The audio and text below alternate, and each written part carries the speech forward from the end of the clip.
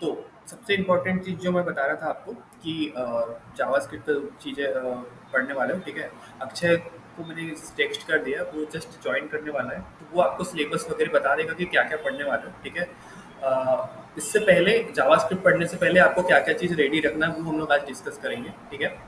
पहले तो आपको HTML CSS के पूरे कॉन्सेप्ट क्लियर रखने, ठीक है, कि आपको क्या क्या चीज़ वो होता है और HTML का क्या होता है, CSS क्या होता है और उसके एडवांस चीज़ें, ठीक है। अभी हम लोग टाइप टेलविन CSS पढ़ने वाले हैं, ठीक है। तो वो कुछ 2-3 दिन का है, मैं उसका फ्रंट एंड बना दूंगा, फिर एडवांस जैसे जावास्क्रिप्ट कंप्लीट होगा तो उसका जो फंक्शनल पार्ट है वो अच्छे बता देगा, ठीक है। उसके बाद फिर आप React.js करोगे, Node.js करोगे, MongoDB करोगे और फिर फाइनल प्रोजेक्ट और फिर कंप्लीट कोर्स, ठीक है। तो मैं स्क्रीन शेयर करता हूँ आपके साथ, एक सेकंड, ठीक है। विजिबल है सभी को, स्क्रीन विजिबल है, ठीक है। आप में से बताओ किस किसने टेलविन CSS के बारे में सुना है। जो जो जानता है कि मुझे थोड़ा बहुत टेलविन CSS यूज करते आता है, एनीवन, किसी ने इससे पहले टेलविन CSS यूज किया है? नहीं, अभी तक के हमने नॉर्मल CSS करे। देखो क्या होता है, टेलविन CSS एक फ्रेमवर्क है। एनीवन कोई बता सकता है फ्रेमवर्क क्या होता है? ठीक है, रोशनी आप बता सकते हो फ्रेमवर्क क्या होता है?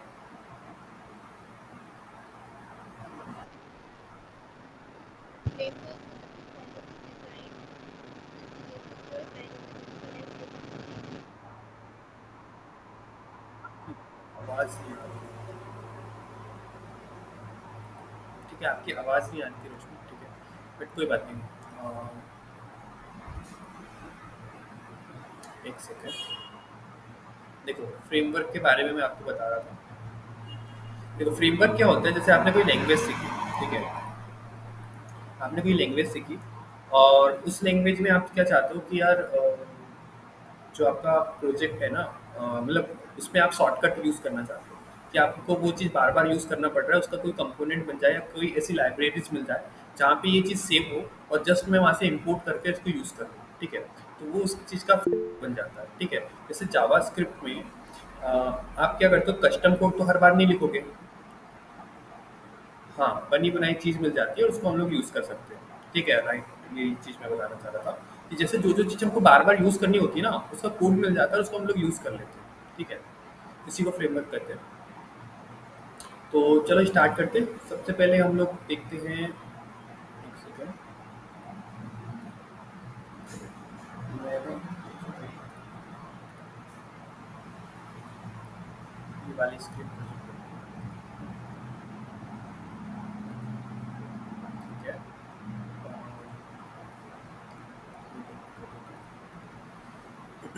ठीक है, अब सबसे पहले हम लोग देखते हैं, VS कोड ओपन करते हैं, ठीक है। और आपके बीच में एक मैं क्लास का कॉन्सेप्ट समझा रहा हूँ, ये समझ में आ गया तो आपको टेलविन CSS का एक मेजर चीज़ आपको समझ में जाएगा कि क्यों बनी टेलविन CSS, ठीक है। अ, एक सेकेंड, हम लोग चलते हैं, आपकी क्लास है 15, ओके, काफ़ी दिन बाद आपकी क्लास लग रही है, ठीक है। विजिता आपने भी सबमिट नहीं किया था आखिरी वाला टास्क, इस पर कोई प्रॉब्लम है आपको? विजिता एंड श्रावणी आपने भी नहीं किया है, अभिषेक ने कर दिया है, प्रत्युष आपने भी सबमिट नहीं किया है। तो गाइस कोई प्रॉब्लम जा रही है लास्ट वाले इस पे? और प्रवीण आपने भी नहीं किया। रीज़न बताओ यार आप लोग, जब तक कि मैं इसमें सेटअप कर रहा हूँ कि क्या कारण है जिसकी वजह से आप लोग चीज़ें नहीं कर पा रहे, टाइप करके भी बता सकते हो।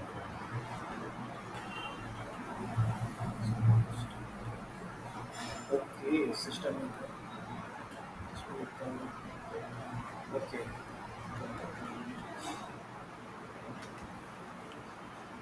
प्रवीण आपका कारण बता सकते हो आप कि आप क्यों नहीं कर रहे हो? प्रवीण एंड श्रावणी आप भी अपना कारण बता सकते हो क्यों नहीं कर रहे हो? हाँ भैया, कुछ चीजें नहीं बन रही थी लेकिन आज डाउट क्लियर हो गया है। हमने थोड़ा कॉलेज में सर से पूछे तो अब कल बनाकर भेज देते हैं। ठीक है, ठीक है। index.jsx नहीं, index.html, ठीक है, एक HTML फाइल ले लेते हैं, इसमें HTML दे लेते हैं। अ,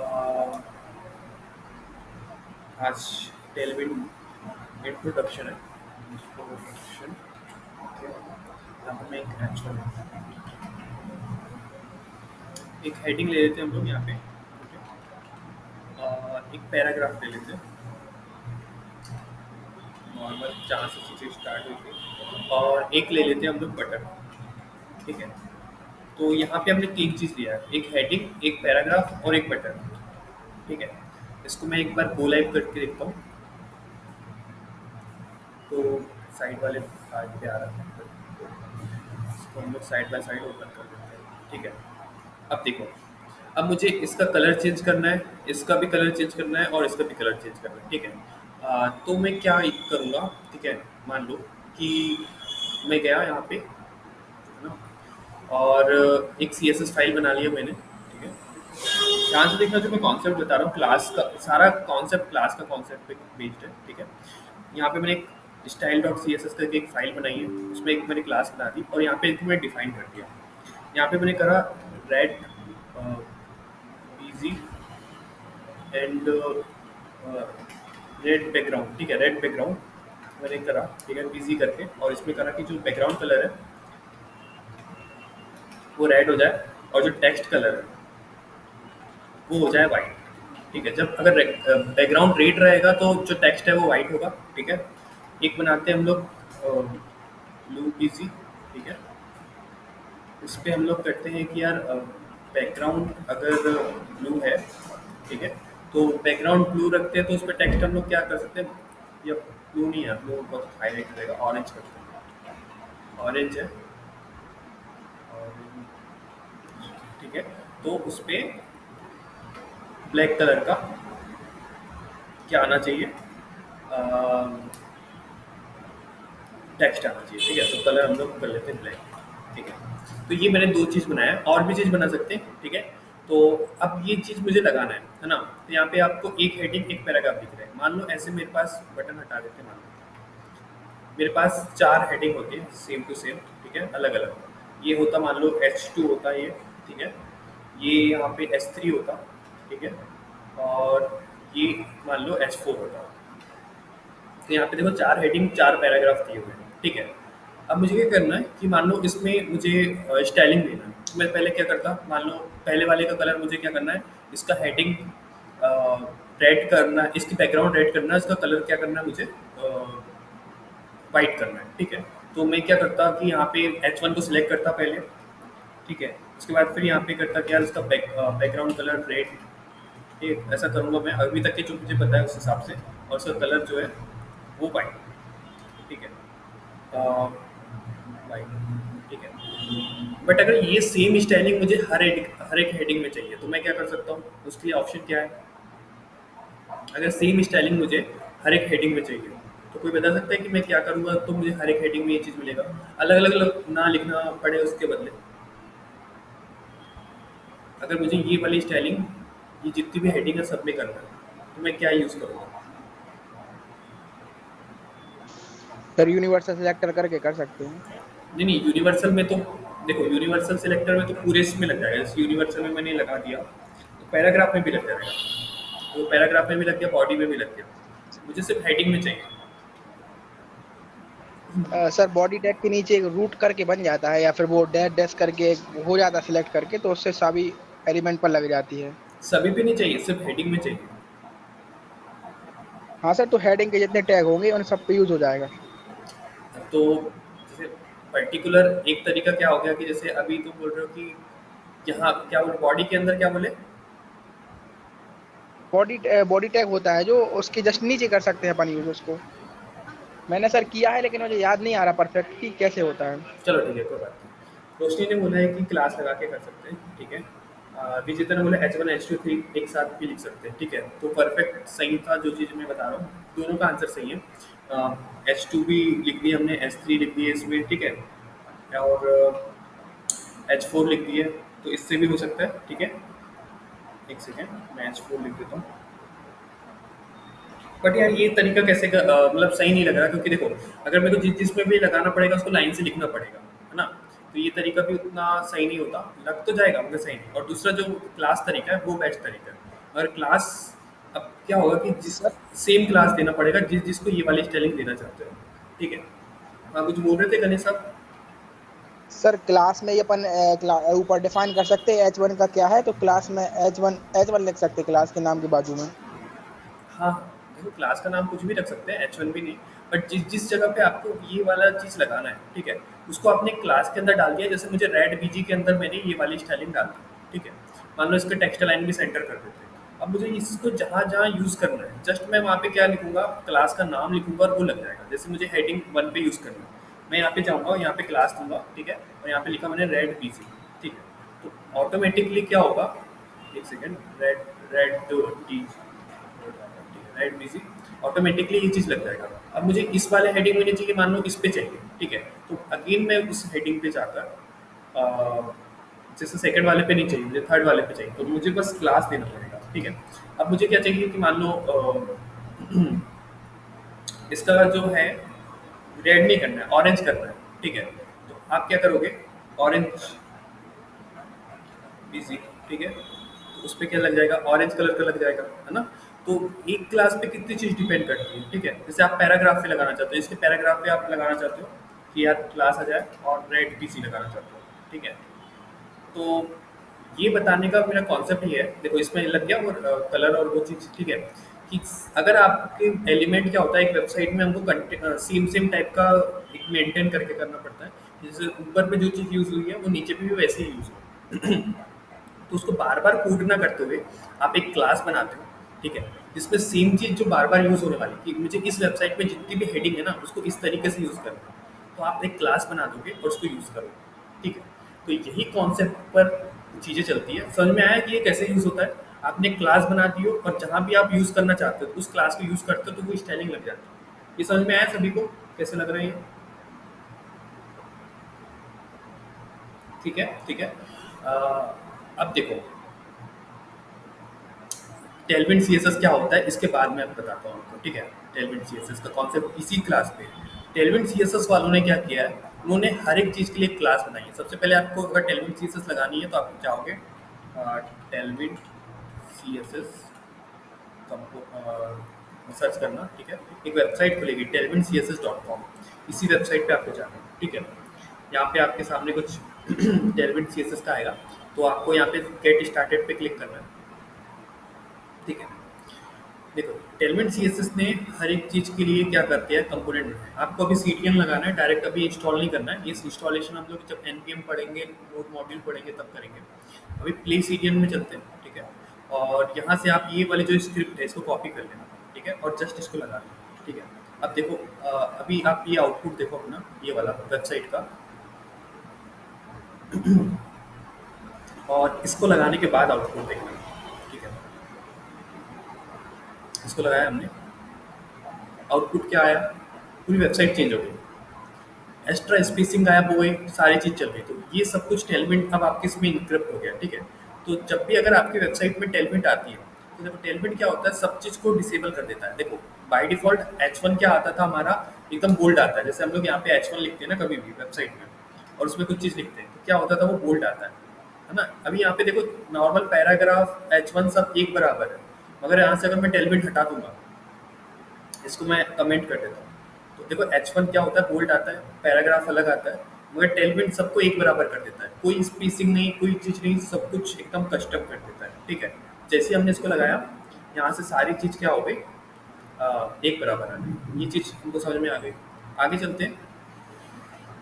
मैं यहाँ से एक्स्ट्रा चीज़ हटाकर सिर्फ एक हेडिंग, एक पैराग्राफ रखता हूँ, ठीक है। और यहाँ से मैं इसके क्लास भी हटा देता हूँ, ठीक है, अभी के लिए। और इसका सी एस एस, अभी सिर्फ मैं सी एस एस हटा दे रहा हूँ, ठीक है। अब देखो यहाँ पे एक हेडिंग है, एक पैराग्राफ है, और हमको वो हेडिंग पैराग्राफ जैसे दिख भी नहीं रहा है ना। तो अब इसको हम लोग कैसे यूज़ करने वाले हैं, टेलविंट सी एस एस में। टेलविंट सी एस एस में आप जब इसके डॉक्यूमेंटेशन में जाते हो, ठीक है, तो यहाँ पे हर एक चीज़ के लिए क्या बना हुआ है, एक कंपोनेंट या एक चीज़ बनी हुई है। जैसे कि मान लो हम लोग स्टार्ट करते हैं फॉन्ट साइज से। फॉन्ट साइज के लिए इन लोगों ने क्या करें, क्लास डिफाइन कर दी है। अगर आप टेक्स्ट एक्स एस लिखते हो तो उसका फॉन्ट साइज ये हो जाएगा, उसकी लाइन हाइट ये हो जाएगी। दो स्टाइलिंग इस क्लास के अंदर सेव है, ठीक है। तो हम लोग करके देखते हैं।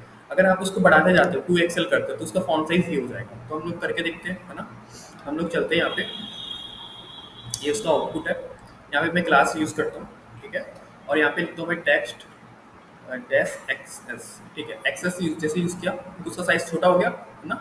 और जैसे ही मैं इसको कर दूंगा, मान लो 3 एक्सएल कर देता हूँ, 3 एक्सएल कर देता हूँ, ठीक है। इसका साइज़ बड़ा होगा। तो ये आया कहाँ से? ये टेलमेंट की वेबसाइट में पहले से वो क्लास में स्टाइलिंग सेव है, जो लगानी है आपको वो पहले से सेव है। आप जस्ट यहाँ पे क्या करोगे, उसको यूज़ करोगे, ठीक है। और यहाँ से तो क्या होगा, अप्लाई होना शुरू हो जाएगा। जैसे कि हम लोग ने यहाँ पे बना दिए थे पहले से, उन लोगों ने ये चीज़ बना के इस क्लास में सेव कर दिया, ठीक है। और उसको हम लोग यूज़ कर रहे हैं। जैसे यहाँ पे आप रेड बीजी लिखते हो ना, ठीक है, रेड बीजी लिखते हो तो पहले से रेड बीजी सेव है। और यहाँ पे जैसे आप लोग यूज़ करते हो क्या होता है, यूज़ हो जाती है, उसे आपको यहाँ पे सी एस एस लगाना पड़ेगा। तो सी एस एस के लिए हम लिंक सी एस एस करते हैं, जैसे लिंक करना जरूरी है। उसी प्रकार से जैसे अब यहाँ पे लिंक किया मैंने, ठीक है। और उसको सेव करते हैं, ये रेड बीजी हमेशा भूल जाता हूँ। ओके, तो यहाँ पे रेड बीजी लग गया, ये चीज़ हो गया। सेकंड चीज़ है कि यार अगर ये लिंक नहीं रहेगी ना तो ये काम नहीं करेगा। मतलब जैसे ये जो साइज़ है ना, ये काम नहीं करेगा। एक्सेल लगा लो, 5 एक्सेल लगा लो, काम नहीं करेगा। वो लिंक इंपॉर्टेंट है। जैसे सी एस एस अटैच करना इंपॉर्टेंट है, वैसे वो टाइप ये टेलमेंट सी एस एस की लिंक इंपॉर्टेंट है, ठीक है। ये चीज़ कर लिया हम लोगों ने। सेकेंड, देखो हर एक चीज़ के लिए यहाँ पे दिया हुआ है। आप इसके डॉक्यूमेंटेशन को, आपका आज का काम है कि डॉक्यूमेंटेशन को आपको अच्छे से पढ़ना है, कैसे ये काम करता है, ठीक है।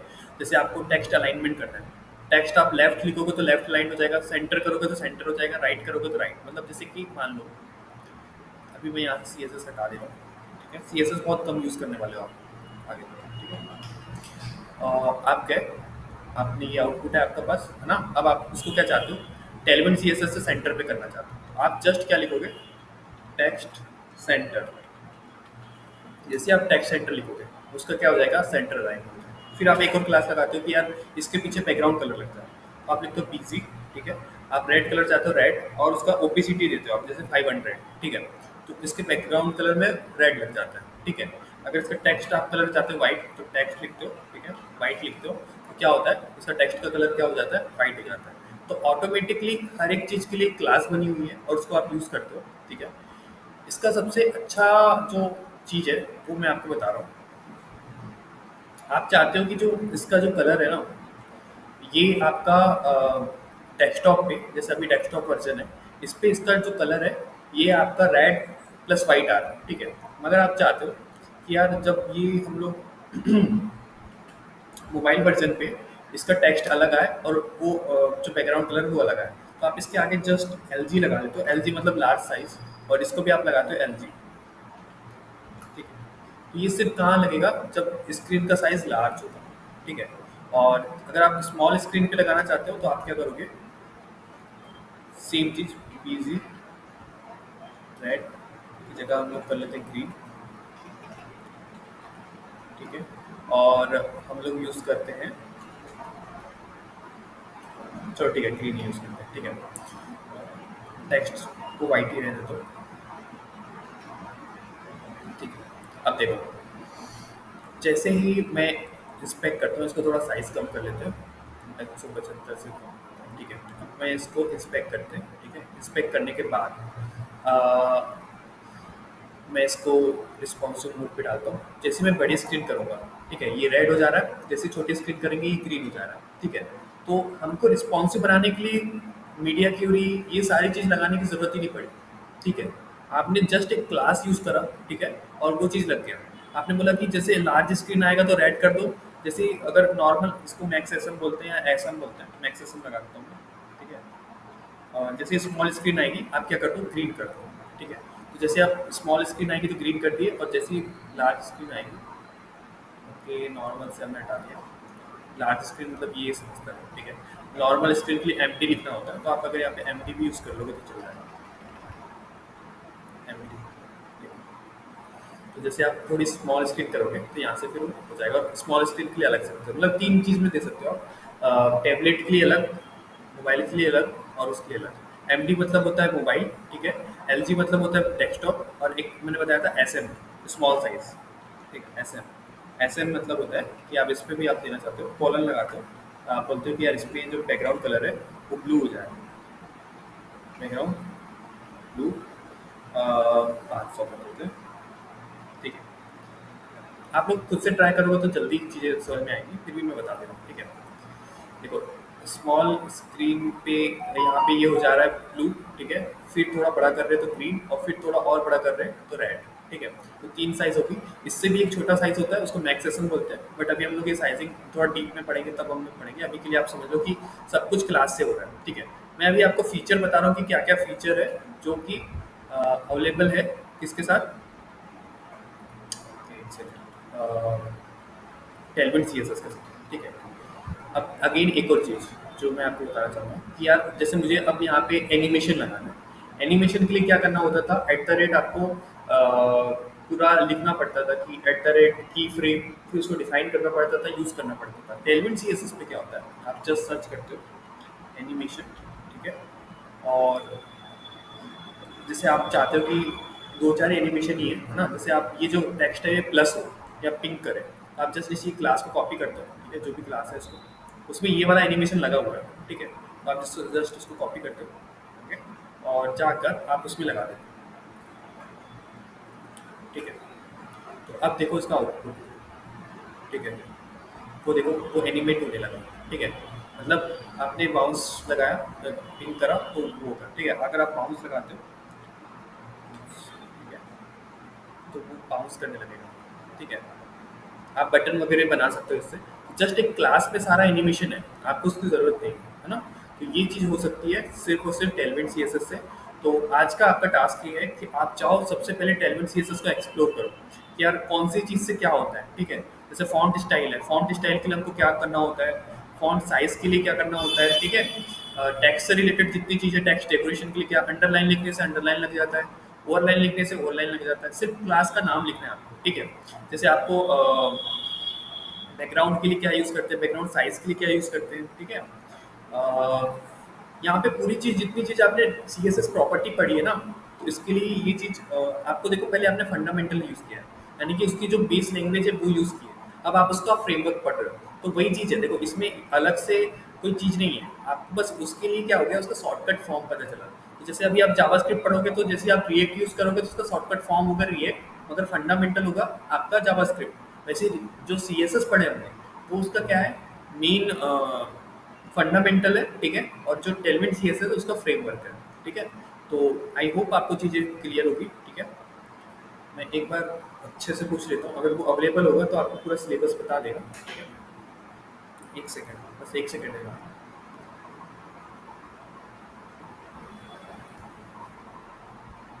और फिर आपको टेलविन का तो समझ में आ गया, टेलविन से वो चीज़ें स्टार्ट करेगा, और फिर जावास्क्रिप्ट से हम लोग फिर राखी के बाद से जावास्क्रिप्ट स्टार्ट कर देंगे। जावास्क्रिप्ट फिर आपको अच्छे से पढ़ना है, ठीक है, ठीक है। और अभी इस पे किसी को कुछ डाउट होगा तो पूछ सकते हैं, ठीक है। Okay, so Akshay is here. Akshay हमारे आपके आगे जावास्क्रिप्ट, रिएक्ट जेएस और टेलविन इसके इंस्ट्रक्टर है, ओके। सो अच्छा, अभी हम लोग को सिलेबस डिस्कस करना है कि आगे क्या करना है। मैंने टेलविन का एक ओवरव्यू बता दिया क्या करना है, बट हम लोग टेलविन से भी स्टार्ट कर सकते हैं या फिर डायरेक्ट जावास्क्रिप्ट से। तो मुझे ऐसा लग रहा है कि जावास्क्रिप्ट अपन लोग रक्षाबंधन के बाद से स्टार्ट करते हैं। तो अभी हम लोग बस टेलविन का एक वो चीज़ चला सकते हैं कि टेलविन एक ओवरव्यू दे सकते हैं। बाकी डीप में टेलविन भी हम लोग बाद में पढ़ेंगे जब जावास्क्रिप्ट कंप्लीट हो जाएगा, ठीक है। सर अभी कितने दिन चलेगा टेलविन? यार अभी सैटरडे को तो आप कम्युनिकेशन की क्लास रहती है, तो 2 दिन और चलेगा, ठीक है। इसमें कुछ नहीं, क्लासेस का सर ही हम है। लोग के लैंग्वेज को लेके थोड़े डाउट वगैरह थे, तो वो आप सॉल्व कर सकते, मतलब बता सकते हैं क्लास में रह के? हाँ बिल्कुल बिल्कुल, और सॉल्व कर सकते हैं, ठीक है। सो सर कब रहेगी वो क्लास फिर? कौन सी वाली, से HTML CSS से रिलेटेड डाउट है या फिर कोई language, other no language? No sir, मतलब ऐसा जॉब वगैरह को लेके और अदर अदर लैंग्वेज को लेके थोड़ा सा डाउट था, तो उसको बोल रहे थे। हाँ, आप इंडिविजुअल मुझसे कनेक्ट कर सकते हैं, आप कॉल कर सकते हैं या फिर हम लोग ऐसे कनेक्ट कर सकते हैं, ठीक है। और फिर अगर ओके डाउट रहता है तो फिर हम लोग सॉल्व करेंगे, ठीक है। Okay sir. एनीवन अगर किसी को भी अगर दिक्कत रहती है तो आप लोग इंडिविजुअल हमसे कनेक्ट कर सकते हैं, हम लोग फिर सॉल्व कर सकते हैं, ठीक है। सो या अक्षय यू कैन प्रोसीड। हम्म, ठीक है। तो मतलब मैं ये पूछना चाह रहा हूँ कि इनकी टेलमेंट थोड़ी बहुत अगर कंप्लीट हुई हो तो अपन टेलमेंट स्टार्ट करें या फिर इनिशियल से ही स्टार्ट करना है? नहीं नहीं, मैंने सिर्फ टेलविन का आज इंट्रोडक्शन ही दिया, किसी का भी टेलविन अच्छा अच्छा। स्टार्ट नहीं हुआ। मे बी आज ये लोग एक्सप्लोर करेंगे टेलविन की वेबसाइट और ये सारा चीज़ मैंने बता दिया।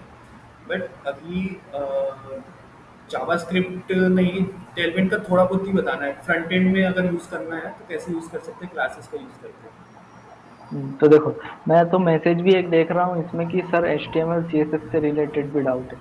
तो ऐसा करते हैं कि अभी जो HTML CSS और जो आपको डाउट है ना, वो अभी अपन रक्षाबंधन के पहले सॉल्व कर लेते हैं जितने भी, है ना। और रक्षाबंधन के जस्ट बाद अपन क्या करते हैं कि टेलमेंट स्टार्ट करते हैं। मेरे पास एक एक्सेल शीट भी थी, शायद कुलदीप आपके ही पास है वो, मैंने जो सिलेबस बनाया था। मैं एक बार चेक करता हूँ, आप कंटिन्यू करो। तो उसमें मैंने पूरा सिलेबस समझाया हुआ है I think.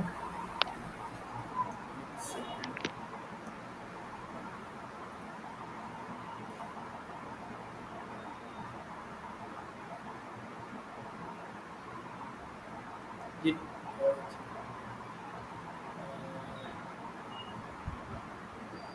JavaScript react course topic wise ये, या फिर नहीं, एक सेकंड, हाँ मैं चेक करता हूँ।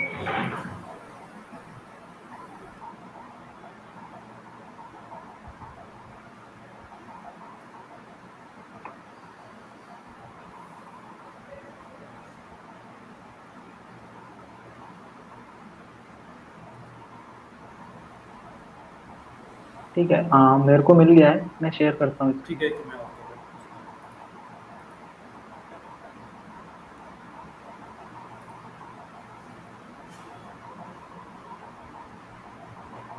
शो हो रही है ना स्क्रीन? हाँ सॉरी। ठीक है। तो देखो, मैंने इसमें ऐसा सिलेबस बनाया है कि अपन सबसे पहले इनिशियल में टेलमेंट कवर करेंगे, जो कि मैंने डे वाइज यहाँ पे दिया हुआ है। ठीक है, तो ये कितने दिन की टेलमेंट है? 5 दिन की टेलमेंट। तो 5 दिन की टेलमेंट में आप इतना सीख जाओगे कि आप जो HTML और CSS से जो वेबसाइट क्रिएट करते थे वो अब आप टेलमेंट के बेस पे क्रिएट करने लगोगे। ठीक है, जिसमें डे 1 में अपन समझेंगे कि टेलमेंट क्या होता है। अभी तो आपने वैसे भी समझ ही लिया है, CDN NPM से अपन कैसे करते हैं, फिर मार्जिन पेडिंग वगैरह, फिर अपन सेकंड क्लास में थोड़ा और ऊपर मूव होंगे। ठीक है, उसमें ग्रिड वगैरह अपन देखेंगे, स्ट्रक्चर क्या होता है उनका, कॉलम एंड रोज क्या होती है, वो सब चीजें। ठीक है, और उसके बेस पे आपको टास्क भी मिलेंगे। ठीक है, और डे 3 में और ऊपर जाएंगे तो रिस्पॉन्सिव लेआउट सीखेंगे, उसके बाद थीम वगैरह, और फाइनल में अपन एक मेजर प्रोजेक्ट बनाएंगे, आई मीन मेजर वेबसाइट बनाएंगे, जो कि अपन टेलमेंट से पूरी क्रिएट करेंगे। तो अभी आप जो लिखते हो ना कि हर चीज को आईडी या क्लास देते हो और उस आईडी और क्लास के बेसिस पे आप उसकी इंडिविजुअल CSS लिखते हो, क्योंकि अगर मान लो एक ही लैंडिंग पेज बनाया तो उसकी CSS की फाइल 1,000 लाइन की हो जाती है। तो उससे बचने के लिए सबसे बेस्ट है टेलविन CSS, है ना। तो और अपन जब इंडस्ट्री लेवल पे जाते हैं ना, तो वहाँ अपन कोर CSS यूज भी नहीं कर सकते, वहाँ ऐसे ही लाइब्रेरीज यूज होती हैं, जैसे टेलविंट हो गई, बूटस्ट्रैप हो गया। तो इनको सीखना जरूरी है और बहुत आसान भी है। ठीक है, तो 5-6 दिन अपन टेलविन में लगाएंगे, उससे आपकी प्रैक्टिस भी होती रहेगी और सीधे अपन प्रैक्टिस करते जाएंगे जावास्क्रिप्ट में जो अपन प्रोजेक्ट बनाए। ठीक है, उसके आगे अपन जितने भी HTML और जावास्क्रिप्ट के प्रोजेक्ट बनाएंगे उसमें अपन CSS ना यूज करके अपन करेंगे टेलविन यूज। ठीक है, तो उससे आपकी प्रैक्टिस होती जाएगी। आ, कुछ नहीं है, डिस्प्ले फ्लेक्स की जगह अपन को फ्लेक्स यूज करना है। ठीक है, अलाइन आइटम सेंटर की जगह अपने को आइटम सेंटर यूज करना है। जस्टिफाई कंटेंट सेंटर की जगह अपने को जस्टिफाई सेंटर यूज करना है। तो इसमें और चीजें कम ही हुई। ठीक है, क्लासेस का बस नाम लिखना है अपने को और सारी अपनी चीजें अप्लाई होती जाएंगी। फिर इसमें अपना क्या बोलते हैं, रिस्पॉन्सिव लेआउट भी बहुत सही होता है ना। फिर अपन उसके बाद मूव करेंगे जावास्क्रिप्ट। ठीक है, तो जावास्क्रिप्ट का मैंने कितने दिन का बनाया है, आई थिंक 26 से 28 लेक्चर है। तो मतलब तो हाँ, 26 से 28 दिन या 1 महीना राउंड ऑफ लेके चलते हैं। तो उसमें अपन पूरी जावास्क्रिप्ट कवर करेंगे, जिसमें अपन बेसिक टू एडवांस जाएंगे और माइनर टू मेजर प्रोजेक्ट बनाएंगे। उनके जो भी अपन टॉपिक्स पढ़ेंगे उनके परपेंडिकुलर या उनके बेसिस पे आपको टास्क मिलेंगे रोज डेली के, ठीक है। आपकी अटेंडेंस मेंटेन होगी और जिसने टास्क कंप्लीट किया है वो वहाँ पे शो भी होगा, और टॉप परफॉर्मर भी अपन सिलेक्ट करेंगे इस क्लास में, ठीक है। तो होगा ये कि अपन सबसे पहले इंट्रोडक्शन वगैरह का तो हर चीज होता ही है, ठीक है। अगर आप initial web developer web development start कर रहे हो तो जावास्क्रिप्ट आपकी फर्स्ट लैंग्वेज होगी, अ, जो कि आप सीखोगे, ठीक है। HTML CSS अभी लैंग्वेज में नहीं गिनी जाती है, लैंग्वेज में गिनी जाती है जावास्क्रिप्ट, ठीक है। तो पहली लैंग्वेज होगी आपकी जावास्क्रिप्ट, जिसमें आप लॉजिक बिल्डिंग सीखोगे। आप देखते हो कि वेबसाइट पे जो क्लिक होता है वो क्लिक कैसे होगा, एनिमेशन वगैरह आप देखोगे कि एनिमेशन जावास्क्रिप्ट पे कैसे होते हैं, डायनामिक चीजें कैसे होती है, अगर मैं इस चीज पे क्लिक कर रहा हूँ तो टैब चेंज कैसे हुआ, वो सब चीजें अपन सीखेंगे। धीरे धीरे बढ़ेंगे, वेरिएबल्स इसमें क्या होते हैं, ठीक है, डेटा टाइप्स क्या होते हैं, ठीक है।